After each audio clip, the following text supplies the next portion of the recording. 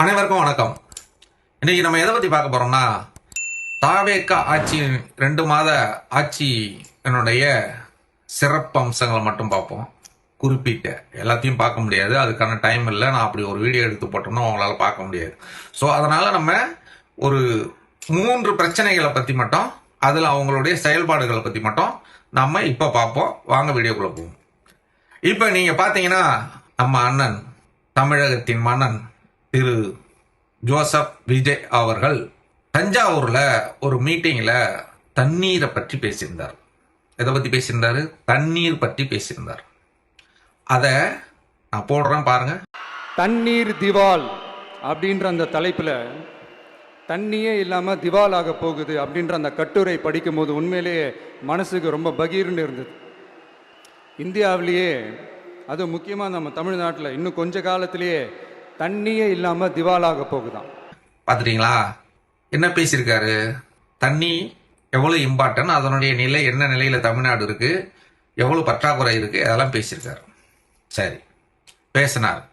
அதற்கான நடவடிக்கை ஏதாவது ஒரு துரும்ப கிள்ளி போட்டிருக்காரா? யாராவது சொல்லுங்க பார்ப்போம். ஒரு துரும்பு ஒன்றும் இல்லை. எப்படி? ஒன்றும் இல்லை. அதுக்கான ஒரு சின்ன இதை கூட கிள்ளி போடல. நீர்வளத்துறை அமைச்சர் யாரு? நம்ம ஐயா புஷியார். இன்னைக்கு தமிழகத்தினுடைய அரசியல் ஆசான். இதெல்லாம் சிரிச்சிட்டு கடந்து போயிடணும், ரொம்ப ஆழ்ந்து யோசிக்க கூடாது. அரசியல் ஆசான் என்ன? அதுக்காக இப்ப கேட்டா உடனே முட்டு கொடுக்க சில பேர் வருவாங்க. இந்த ஆறு, குளம், ஏரி இதெல்லாம் வண்டல் மண்ணை எடுத்துக்கலாம், ஃப்ரீயாவே எடுத்துக்கலாம் அப்படின்னு தமிழக முதல்வர் உத்தரவு போட்டார். அதுதான் இவங்க இந்த நீர்நிலையை உயர்த்தத்துக்கான முதல் முயற்சி. அதை நம்ம பாராட்டுறோம், அதுல எந்த மாற்று கருத்தும் கிடையாது. அதிலையும் பாத்தீங்கன்னா லஞ்சம், நடைக்கு 300, 1 லட்சம் கொடு, 2 லட்சம் கொடு அப்படின்னு அங்கங்க ஆரம்பிச்சிட்டானோ. அதுல காட்டுமன்னார்குடியில பாத்தீங்கன்னா ஒரு பொறுப்பாளர் மாட்டினார். இப்ப ஸ்ரீவைகுண்டம் எம்எல்ஏ அதே போல 300 ரூபா 300 ரூபா கொடுங்கன்னு சொல்லி அவரு ஒரு பெரிய கருத்து உருவாக்கங்கள்லாம் நடந்துச்சு. உண்மையா பொய்யா அப்படிங்கிறத பார்க்குறவங்க பார்வைக்கே விட்டுறேன். ஏன்னா நான் சொன்னா உருட்டுறான், பொய் சொல்றான் அப்படின்னு பேசுவீங்க. அதனால நீங்களே முடிவு பண்ணிக்கங்க. நான் மெசேஜை மட்டும் எடுத்து வைக்கிறேன். அண்ணன் பேசினது அது, நடந்தது இது. ஓகேங்களா? ஸோ அதே போல ஒசூர் டேம்ல தண்ணி இன்னைக்கு என்ன நிலைமையில வந்துகிட்டு இருக்குன்னு தெரியும், எல்லாருக்கும் தெரியும். வீடியோ பார்க்குற ஒவ்வொரு நபருக்கும் தெரியும். ஆனால் தமிழக அரசு எடுத்த முயற்சி என்ன? மாவட்ட செயலாளர், கிளை செயலாளர் இவெல்லாம் போய் வீடியோ எடுத்து ஆய்வு பண்றானா. தண்ணினா என்னன்னே தெரியாது, தண்ணியால என்ன பிரச்சனை வரும், தண்ணி இன்னைக்கு என்ன நீர்நிலை என்ன நிலையில் இருக்கு, தமிழ்நாட்டினுடைய நீர்நிலை என்ன பிரச்சனை, அதை எப்படி சரி செய்ய முடியும், ஒரு இழம் ஒரு மண்ணும் தெரியாது. ஆனா கிளை செயலாளர் கொண்டு போய் ஆய்வு பண்றான். இதுவரையில் நீர்வளத்துறை அமைச்சர் போகல, முதலமைச்சர் அதை பத்தின ஒரு அறிக்கை விடல. கேட்டா அவர் என்ன சொல்றாருன்னா, உசுப்பேத்திரவன்ட்ட உம்முன்னும் கடுப்பு ஏத்துறவன்ட்ட கம்முன்னும் இருந்துட்டா ஜம்முன்னு இருக்கும் வாழ்க்கை அப்படிங்கிற மாதிரி அவரு ஜம்முன்னு ஆட்சி பண்ணிக்கிட்டு இருக்காரு. ஓகேங்களா? இந்த நீரை பத்தி பேசினது ஒண்ணு, இப்ப செஞ்சது ஒண்ணு. இதை நான் இன்னும் விலாவரியா பேசணும்னா பேசலாம். ஸோ நம்ம அந்த அளவுக்கு, ஏன்னா ரொம்பவும் உங்களை திணிக்க கூடாது. ஒரு அளவுக்கு நான் சொல்றேன், அந்த மெசேஜை நீங்களே இது பண்ணி பார்த்துக்குங்க. ஏன்னா உங்களுக்கு நினைவூட்டணுங்கிறதுக்காக தான் இந்த வீடியோ போடுறோம். அடுத்து பாத்தீங்கன்னா அஜித் குமார் லாக்அப் டெத். அதுல நம்ம அண்ணன் சென்னையில ஆர்ப்பாட்டம் பண்ணார். என்ன பண்ணாரு? ஆர்ப்பாட்டம் பண்ணார். இது எல்லாரும் பாத்தீங்க. சோ அங்க என்ன பேசினார்? சாரி கேக்குறீங்க. ஏன்னா அதை உங்களுக்கு சொல்றதை விட அந்த வீடியோ கிளிப்ப இது உங்களுக்காக. அஜித் குமார் அவர்கள் ஒரு சாதாரண ஒரு எளிய குடும்பத்தை சேர்ந்த ஒரு இளைஞர். அந்த சாதாரண குடும்பத்துக்கு நடந்த அந்த கொடுமைக்கு சிஎம் அவர்கள் சாரி சொன்னாங்க, தப்பு இல்ல. இப்ப அதோட சேர்த்து இதையும் கொஞ்சம் பண்ணிருங்க சிஎம் சார். உங்களுடைய ஆட்சி காலத்துல இதே மாதிரி போலீஸ் விசாரணையில 24 பேர் இறந்து போயிருக்கிறாங்க. அந்த 24 பேரோட குடும்பத்துக்கும் நீங்க சாரி சொன்னீங்களா? தயவு செஞ்சு சாரி சொல்லிருங்க. அஜித் குமார் அவர்கள் குடும்பத்துக்கு நீங்க கொடுத்த நிவாரணம் மாதிரி இந்த 24 பேர் குடும்பத்துக்கும் நீங்க நிவாரணம் கொடுத்தீங்களா? தயவு செஞ்சு அந்த நிவாரணத்தையும் கொடுத்துருங்க. பாத்துட்டீங்களா? இப்படி எல்லாம் பேசிட்டு இன்னைக்கு என்ன நடந்திருக்கு அப்படின்னு பாத்தீங்கன்னா, நாகர்கோயில்ல சபரிவர்மன் அப்படிங்கிற ஒரு மாற்றுத்திறனாளி, அவருக்கு ஒரு கை பேசிக்காவே பிறந்ததுலேருந்தே அந்த ஒரு போலியோ இதுல இதான மாதிரி இருக்கும் அப்படிங்கிறது சொல்றாங்க. அது எந்த அளவுக்கு உண்மைன்னு தெரியல, நம்ம பார்த்தது இல்லை. ஸோ அவரு போதைப் பொருள் விற்றார் அப்படி என்பதற்காக காவல்துறையினர் அரெஸ்ட் பண்ணி கொண்டு போயிட்டு அடிச்சதா சொல்றாங்க. வர்ற நியூஸ்ல வர்றதை வச்சுதான் நம்ம செய்திகள்ல வந்ததை வச்சு சொல்றோம். நம்ம நேரடியா பார்க்கல, அதனால அதுக்கு நம்ம பொறுப்பேற்றுக்க முடியாது. ஓகேங்களா? அதன் பிறகு சிறைச்சாலை கொண்டு இது பண்ணியிருக்காங்க. அங்க அவரு மாரடைப்பு இறந்துட்டதா சொல்லிட்டாங்க. அதன் பிறகு உறவினர்கள் போராட்டம் பண்ணி தலைமை நீதிபதி தலைமையில பிரேத பரிசோதனை எல்லாம் நடத்தி அதுல பல காயங்கள் அடிபட்டிருக்கு, உள்ளடி இருக்கு, இதெல்லாம் சொல்லி இப்ப அந்த ஒரு 3 பேரை அரெஸ்ட் பண்ணியிருக்காங்க. இதற்கு தமிழக முதலமைச்சர் திரு ஜோசப் விஜய் அவர்கள் வந்த உடனே தமிழ்நாட்டை பிரட்டி குப்புற போட்டு பெயிண்ட் அடிச்சு அப்படி சிறப்பா செஞ்சிருவேன் அப்படின்னு சொன்ன நம்ம முதலமைச்சர் என்ன சொல்லியிருக்கார்?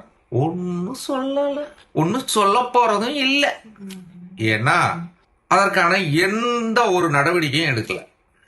ஒரு அறிக்கை, ஒரு நிவாரணம் ஒன்றும் இல்லை. சிறப்பா ஆட்சி செஞ்சுக்கிட்டு இருக்காரு. இதை நம்ம ஏத்துக்கிட்டு தான் ஆகணும். ஏன்னா இப்ப கேட்க போனா தாவேக்காவில் இருக்கிறவங்க என்ன சொல்றாங்கன்னா, டிஎம்கே நடந்துச்சு, நீ கேட்கலையா? நீ அங்க இங்க போயிருந்த நுட்டுனாங்க உங்களுக்கு. என்னடா சொல்லி வந்தீங்க? என்ன சொல்லி வந்தீங்க? அவங்க தீய சக்தி, நாங்க தூய சக்தின்னு சொல்லி வந்தீங்க. இப்ப அவங்க பண்ணும்போது என்ன பண்ணீங்க? இவங்களை கேட்கல. அப்ப என்ன பண்ண? அப்ப எங்க போயிருந்த? அதுதான் நாரப்பய ஆட்சின்னு தெரியுமாச்ச? இல்ல நாங்க சொல்லலையே. இதை தூய ஆட்சி கொடுப்பேன்னு சொன்னீங்க. முட்டு கொடுக்கலாம், ஒரு அளவுக்கு தான் கொடுக்கலாம், அதுக்குன்னு ஓவரா கொடுக்க கூடாது. புரியுதுங்களா? அதனால நம்ம தம்பிமார்கள் நிறைய முட்டு கொடுக்குறாங்க. இதுல என்னன்னா, இது ஒரு வியாதி. இந்த வியாதி ஒரு சீக்கிரமா போகாது.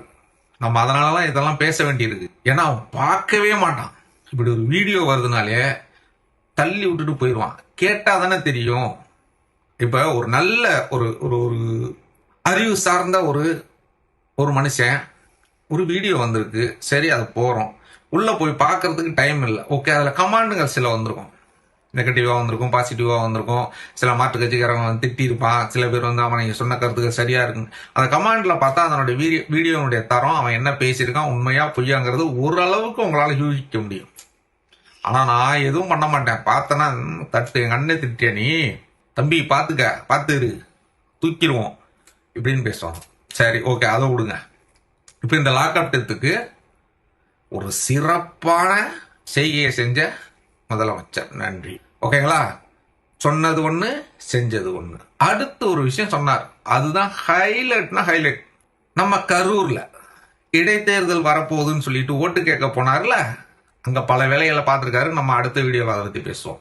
ஆனா எல்லாத்தையும் நம்ம ஒரே இதுல பேசினா நல்லா இருக்காது. அங்க போயிருந்தார்ல, அப்ப ஒரு விஷயம் சொன்னார். ஊழல் ஒழிஞ்சிருச்சு, ஊழல் இல்ல. இங்க பாருங்க, அவர் பேசினதுதான். அடுத்து லஞ்சம்லாம் ஒழிக்க முடியாது, ஊழல்லாம் ஒழிக்க முடியாது, அதெல்லாம் பிளட்டிலேயே ஊறி போய் இருக்கு அப்படின்னு சொன்னவங்க போய் ஒவ்வொரு கவர்மெண்ட் ஆபீஸா பாருங்க. ஒரு பைசா லஞ்சம் இல்ல, ஒரு பைசா ஊழல் இல்ல, வேலையெல்லாம் சும்மா டக்கு டக்கு டக்குன்னு நடக்குது. பாத்துட்டீங்களா?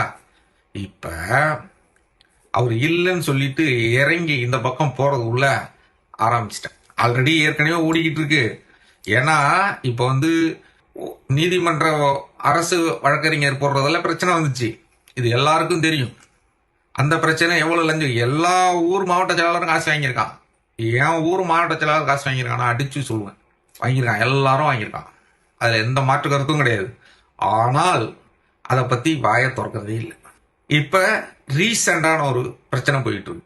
பழனி கோயில் அடிவாரத்துல 144 சென்ட், 1 ஏக்கர் 44 சென்ட் ஆட்டைய போட்டானுங்க, முடிச்சு விட்டானுங்க. இதுல சில நிறைய குற்றச்சாட்டுகள் வருது. எதுதான் இருந்தாலும் எப்படிதான் குற்றச்சாட்டு இருந்தாலும் ஒரு அரசு இது எனக்கு சம்பந்தம் இல்லை, எனக்கு தெரியாம நடந்துச்சு அப்படின்னு சொல்றதே தப்பு தான் நான் சொல்றேன். இதுல அமைச்சர் திரு ரமேஷ் அவர்கள் தப்பு நடந்திருக்குதான், அவங்களுக்கு தண்டனை கொடுப்போம். இவங்க ஒரு சைக்காலஜி பிரகாரம் கரெக்டா அப்படியே மக்களுடைய பல்ஸ் தெரிஞ்சு ஒரே அடிதான், ஒரு அடி அடிச்சா டப்புன்னு காலியா அப்படி பண்ணி விட்டுறாங்க. இவங்களுடைய சைக்காலஜி அதான். தப்பு நடந்துச்சு, அதை வந்து தண்டனை கொடுத்துட்டோம், இனிமேல் நடக்காம பார்த்துக்கோ. ஒரே இது ஒரு விஷயத்தை மட்டும் பிடிச்சிக்க வேண்டியது, மற்ற அதுக்குள்ள இருக்கிற சிக்கல்கள் எல்லாம் மடம் மாத்தி விட்டுறது. அதுல அவ்வளவு சிக்கல் இருக்கு. 100 கோடி ரூபாய் சொத்தை 2 கோடி ரூபாய்க்கு எழுதியிருக்கான். அந்த குரூப் என்ன பண்ணிட்டான், போயிட்டு ஜாமீன் வாங்கி வச்சு அதுல அவ்வளவு பிரச்சனை ஓடுது. இங்க ஊழலே இல்ல, ஊழலே ஒழிஞ்சு போச்சு, எதுவுமே நடக்கல. மரியாதைலாம் கொடுக்குறாங்களாம். மரியாதை கொடுத்ததுதான் நாகர்கோவில் போலீஸ் ஸ்டேஷன்ல வச்சு சரியான மரியாதை கொடுத்ததுலதான் அந்த மரியாதை தாங்க முடியாம இன்ப அதிர்ச்சியில் ஹார்ட் அட்டாக் வந்து சேர்த்து போயிட்டாப்புல. நாம என்ன பண்றது, காவல்துறை மரியாதை கொடுத்ததுல இன்பம் அப்படியே அந்த சந்தோஷத்துல ஒவ்வொரு உணர்ச்சி வசப்பட்டாப்புல போல் இருக்கு, ஹார்ட் அட்டாக் வந்து இறந்துட்டாப்புலன்னு சொல்லிட்டாங்க. ஹார்ட் அட்டாக் வந்தது ரீசன் இதான், புரியுதுங்களா? சோபா அது இப்ப ரீசெண்டா இன்னைக்கு 2 நாளா 3 நாளா பிரச்சனை ஓடிட்டு இருக்கு. என்னன்னு பாத்தீங்கன்னா, நம்ம செங்கல்பட்டுல வீடியோ வரும் செய்தி. ஒப்பந்ததாரரிடம் ரூபாய் 1.30 லட்சம் லஞ்சம் வாங்கிய தாவேகா நிர்வாகி வீரா. தாவேகா செங்கல்பட்டு கிழக்கு மாவட்ட இணை செயலாளர் வீரா ஒப்பந்ததாரரிடம் லஞ்சம் வாங்கும் வீடியோ இணையத்தில் வைரலாகியுள்ளது. மாம்பாக்கம் ஊராட்சி மன்ற தலைவராக இருக்கும் தாவேகா நிர்வாகி வீரா. சரி போட்டு விட்டுருங்க, நான் பார்த்து வீடியோல பிரச்சனை இல்லடா.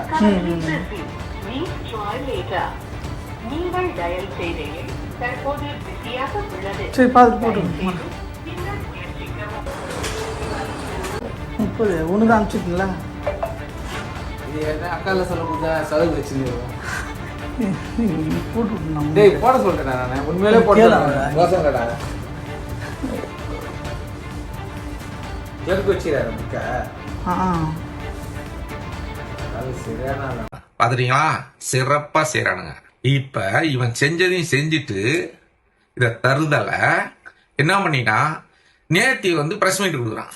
நான் எப்படிங்க அவங்க வந்து எங்க ஆபீஸ்ல வச்சு நாங்க எப்படி லஞ்சம் வாங்குவோம், இதெல்லாம் வந்து திமுக செய்யற சதி, யாராவது செய்ய முடியுமா, போக முடியுமா, இது என்னங்க இது ஜிபேல பண்ண முடியுமா, அதெல்லாம் பொறுப்பாகாதா, லஞ்ச பணத்தை எப்படி கீழே வாங்குவாங்க, அது எப்படி இப்படி வாங்க முடியும், இப்படி எல்லாம் வாங்கணும், இப்படி எல்லாம் கதை விட்டுட்டு இன்னைக்கு அறிக்கை வந்துருச்சு. கட்சியை விட்டு அடிப்படை உறுப்பில இருந்து நீக்கியாச்சு. போலீஸ் 15 நாள் காவல் அனுப்பிட்டாங்க. இவங்க எப்படின்னா, இவன் சொல்றது எல்லாத்தையும் நம்புறதுக்கு ஒரு கூட்டம் இருக்கு, உருவாக்கி வச்சிருக்கான். இந்த கூட்டம் சும்மா என்ன செஞ்சுட்டு சொன்னாலும் அதுக்காக தான். குறிப்பா முதலமைச்சர் விஜய் அவர்கள் இதுவரையும் எல்லாத்துக்கும் ரியாக்ட் பண்றதே இல்லை. கேட்டா சைலண்டா அமைதியா ஆப்படிச்சிருவாரு எங்க அண்ணன் அப்படின்னு சொல்லிட்டு திரிறான் இங்க ஒரு குரூப். ஏன்னா நீங்க வேணா பாருங்க, நான் சொல்றேன் எழுதி வச்சுக்கீங்க. இவர் ஆட்சி கலையக்கூடாதுங்கிறது நம்மளுடைய ஆசை. அப்படி கலைஞ்சிட்டாலும் 5 வருஷம் முடிச்சிட்டாலும் இப்ப நடந்த கொடுமை எல்லாம் எனக்கே தெரியாது, எல்லாம் திமுக அங்க நின்று சதி செஞ்சு கட்சியில இவரும் அவரும் பண்ண வேலை அப்படின்னு 2 பேர் பிடிச்சு நீக்கி விட்டுருவானுங்க. நான் சொல்றேன் 2 பேரும் நீக்கி விட்டுருவாங்க கட்சியில. இவங்களாலதான் இவ்வளவு பிரச்சனை வந்துச்சு, நான் இவங்களை நம்பி விட்டுருந்தேன், இவங்க இந்த மாதிரி பண்ணிட்டாங்க அப்படின்னு சொல்லிட்டு நீக்கி விட்டு அழுது புலம்பி ஒப்பாரி வச்சு அப்புறம் உங்களுக்கு நடக்க போறது தெரியும் சரியா நான் சொல்லிக்கிட்டு. ஸோ இதே போல இவ்வளவு சிறப்பான ஒரு ஆட்சியை கொடுத்துட்டு இருக்க தமிழக முதலமைச்சருக்கு நம்மளுடைய வாழ்த்து. இன்னும் நீங்க நிறைய கதை வசனம், இன்னும் இடையில இந்த குத்துப்பாட்டு இதெல்லாம் கொஞ்சம் வச்சா நல்லா இருக்கும். இந்த வேட்டக்காரன் பாட்டெல்லாம் ஓகே தான், நல்லா தான் இருந்துச்சு. முதலமைச்சர் அவர்களே, நீங்க என்ன செய்யணும்னா சில குத்துப்பாட்டு கொஞ்சம் தேவைப்படுது, இன்னும் கொஞ்சம் ரசிகர்கள் கொஞ்சம் ஆரவாரமா இருப்பாங்க. ஃபைட் சீன் ஏதாவது வைக்க முடியும்னா கூட சின்னதா ஒரு கலந்துரையாடல் மாதிரி ஒரு சின்னதா வாய்ப்பு ஃபைட்டு அப்படி கூட வச்சிங்கன்னா கூட இன்னும் நல்லா இருக்கும். நாங்கள் இன்னும் நிறைய எதிர்பார்க்குறோம் உங்கள்கிட்ட இருந்து மாற்றத்தை. நீங்க இப்போ கோட்டு வரலையும் வந்திருக்கீங்க, அடுத்து இன்னும் வேஷ்டி சட்டை லுங்கியில கூட வரலாம், நல்லா தான் இருக்கும். நம்ம ஒரு மாறுதலை உண்டு பண்ணணும். ஏன்னா நம்ம பேசிக்கா நம்ம யாருங்கிறது உங்களுக்கு தெரியும், நீங்க யாருங்கிறது அவருக்கு தெரியும்.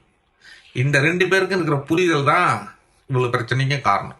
உன் தலையில எப்படி மிளகா அரைக்கலாங்கிறது எனக்கு தெரியுது, உனக்கு தெரியல, இதான் பிரச்சனை. ஓகே, எனிவே நம்ம அடுத்தடுத்த இன்னும் நிறைய பிரச்சனைகள் இருக்கு. நம்ம இன்னைக்கு ஒரு 3 பிரச்சனையோட முடிச்சு பேசிட்டோம் போதும்னு நினைக்கிறேன். நம்ம அடுத்தடுத்த வீடியோக்குள்ள நம்ம இன்னும் சில விஷயங்களை விலாவரியா பேசுவோம். நன்றி, வணக்கம்.